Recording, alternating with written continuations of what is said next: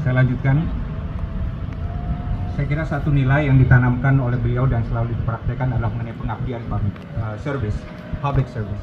Dan beliau selalu mengatakan there's something honorable, something beautiful about public service, about dedicating yourself to something larger than yourself.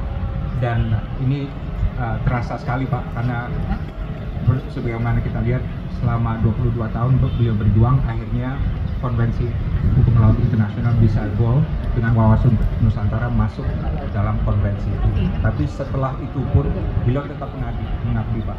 Setelah beliau pensiun, beliau terus menjadi penasihat Kasal, penasihat di Kementerian Kelautan, dan setiap ada undangan untuk memberikan pandangan, Pak Luhut tahu sekali ini, beliau tidak pernah sengit. Dan pernah juga saya agak tegur beliau dalam arti beliau pernah memberikan ceramah selama 3-4 jam dan hanya dapat Rp300.000. Saya bilang, Pak, lebih baik istirahat, tapi tidak pernah. Beliau tidak pernah mencari uang, beliau adalah untuk mencari pengabdian untuk masyarakat. Nilai lain Pak, dan ini mungkin generasi saya kurang begitu bagus adopsinya, adalah mengenai simplicity, kesederhanaan.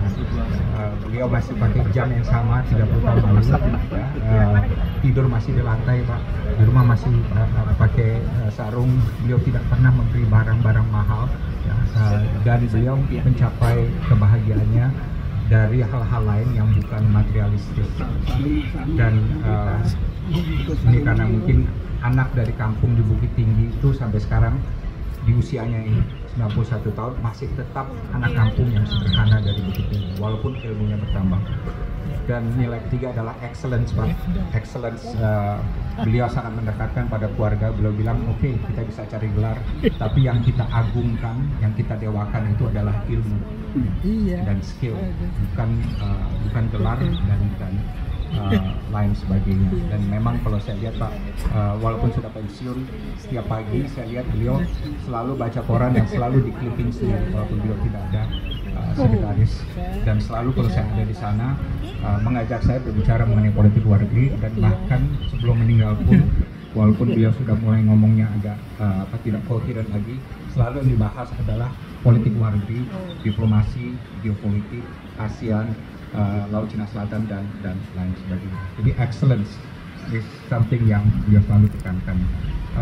Kemudian juga decency and integrity, dan ini juga bagi para diplomat juga, to be kind, to have integrity, to have norms and principles, to have moral values. Karena kalau tidak, kita akan mengawang-awang, kita akan berputar-putar, tidak punya arah, dan kita akan menjadi korban dari pihak-pihak yang mempunyai desain yang tidak baik bagi Indonesia. Jadi knowing what we want dan mempunyai decency and integrity dalam diplomasi itu menurut beliau sangat penting, dan itu diterapkan. Dan inilah kenapa sampai sekarang ini, dalam 2 hari terakhir ini, banyak sekali mendapatkan ucapan bela sungkawa dari teman-teman beliau. Dari Amerika Pak, tadi Dubes Amerika datang, Dubes Amerika bilang, Dino, your father dikenal baik oleh para lawyers di State Department, dan mereka bilang your father is one of a kind. Ya. Dan dari pemerintah Tiongkok juga bisa bilang begitu, menyatakan bahwa mereka sangat respect pada Pak Hasim, dan Pak Hasim bilang ke saya rahasianya. Ya. Bagaimana rahasianya supaya dihormati? You have to be tough. If you are tough, they will respect you. That is the key to getting respect from your counterparts. Dan bahwasanya orang Amerika yang menjadi lawan bicara beliau di meja perundingan itu, mereka menyatakan sangat respect pada beliau. It says a lot about the integrity daripada diplomasi beliau. Dan kemudian juga ada mana leadership. Ini saya banyak belajar dari beliau. Silahkan ditanyakan kepada orang-orang yang pernah bekerja sama dengan Pak Hasim Jalal, ya, Ibu Musma, Pak Nugroho, semua yang ada di Pak Hari Haryono. Mereka tahu semua bahwa Pak Hasim itu tidak otoriter, dan bisa connect dengan every staff at every level, dan dia bisa motivasi semuanya untuk go to achieve the mission to be accomplished. Ya, karena itulah walaupun sudah puluhan tahun beliau pensiun, tapi legacy beliau dan nama beliau dan wibawa beliau dalam sektor hukum laut di Kementerian Jadi itu yang saya ingin garis bawahi mengenai Hasyim Jalal, the quality sebagai diplomat berjuang yang tidak pernah berhenti mencari solusi. Satu hal yang saya ingin mungkin sampaikan di sini mengenai Laut Cina Selatan itu kan banyak pertemuan sekarang ya, banyak action. Tapi yang mulai adalah Indonesia, dan yang di Indonesia yang mulai adalah Hasyim, yaitu di tahun 1990 ketika tidak ada satupun claimant yang mau bertemu. Malaysia tidak mau bertemu dengan Vietnam, tidak mau bertemu dengan Tiongkok atau Filipina, semuanya tidak mau bertemu untuk membahas klaim Laut Cina Selatan. Pak Hasyim yang pertama bilang, Pak Ali Agas, Pak, saya bisa pertemukan mereka semua, termasuk Taiwan dalam satu forum internasional, forum informal, dan apa yang terjadi, itulah yang terjadi.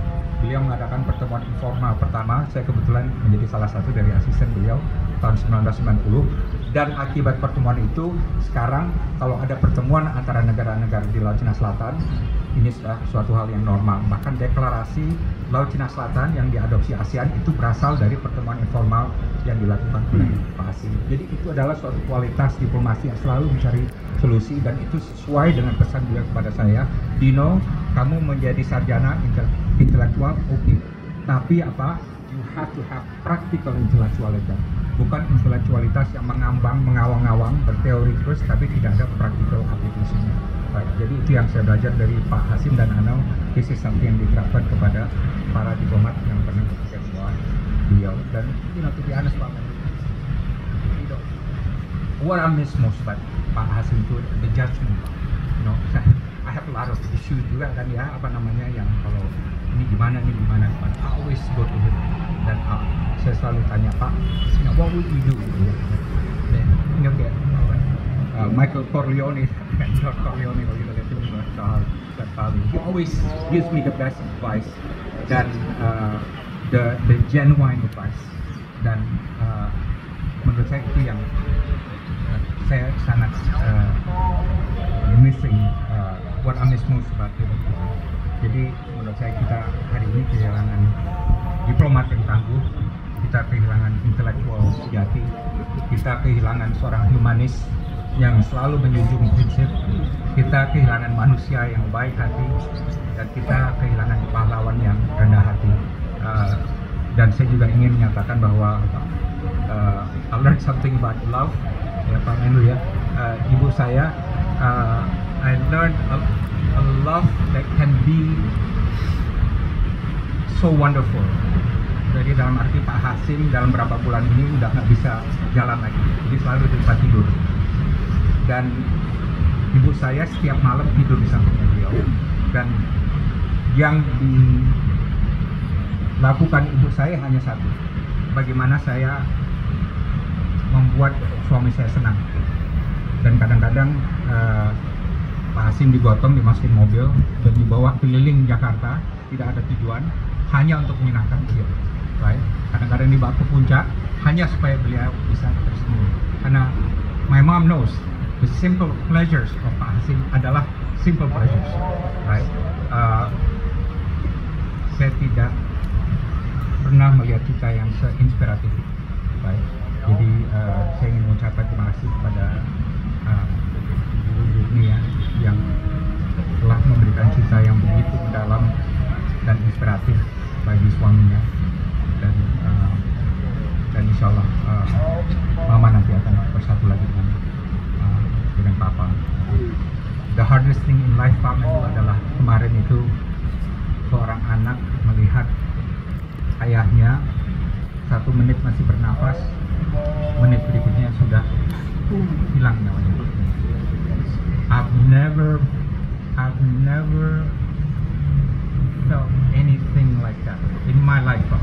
I've seen death, ya, saya dulu bertugas di Timur dan lain sebagainya. I've seen death, but to see something like this adalah suatu hal yang tidak bisa dilukiskan dengan kata-kata. But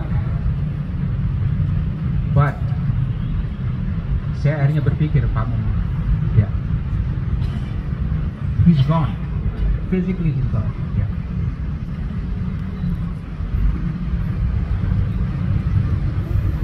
But my blood is his blood. My flesh is his flesh. My bone is his bone. My DNA is his DNA. And most importantly, semangatnya Pak. Ajaran-ajaran beliau sebagai guru, sebagai ayah, sebagai sahabat, sebagai panutan, itu adalah yang membuat saya seperti ini, yang membuat juga keluarga seperti ini, anak-anak seperti ini, intellectually active, ya, and full of idealism. Right? Dan kalau nanti kita semua ada yang naik pesawat dari Jakarta ke Makassar, ke Jakarta ke Manado, right? Naik pesawat, we think of Pak Hasim. You know why? Dulu kalau kita ada di Jakarta ke Balikpapan atau ke Makassar, 1 menit naik pesawat kita udah masuk di wilayah internasional. Bukan milik kita nih, bukan kedaulatan kita. Terbang 2-3 jam di wilayah internasional yang semua angkatan laut dunia bebas melakukan apapun. Baru 1 menit sebelum masuk ke Makassar atau Manado, kita masuk ke wilayah kita lagi. Tapi sekarang apa? Kita dari Jakarta ke Medan, Jakarta ke Bali, Bali ke Papua, Papua Halmahera, Manado, kemanapun di Indonesia, kita terbang dalam wilayah, bukan kewenangan, wilayah kedaulatan Indonesia. Kedaulatan itu apa? Hak kita untuk memiliki daratan sama dengan hak kita untuk memiliki lautan, right? The legacy of Pak Hasim, of Pak Muhtar, of Ibu Musma, Pak Nugroho, of Pak Hari Harino, all the diplomats who work for this miracle diplomatic achievement. Right? Jadi menurut saya itu adalah legacy beliau yang akan kekal selamanya dalam tubuh NKRI. Dan terakhir saya ingin mengucapkan terima kasih kepada Kepala Protokol Garnisun Mabes TNI yang telah memberikan pelayanannya kepada kami. Terima kasih Pak. Kami hanya bisa memberikan ucapan terima kasih atas nama keluarga, dan juga kepada pasukan kehormatan Batalion Arham dari Kodam Jaya yang berada di sini. Terima kasih.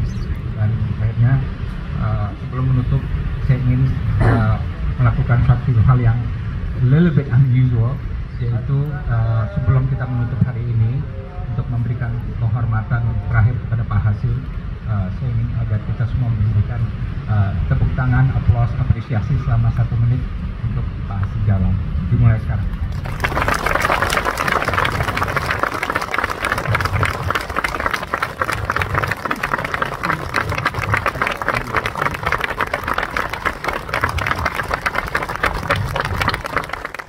I hope you're listening, Papa. I hope you're listening, Papa. Terima kasih. Assalamualaikum warahmatullahi wabarakatuh.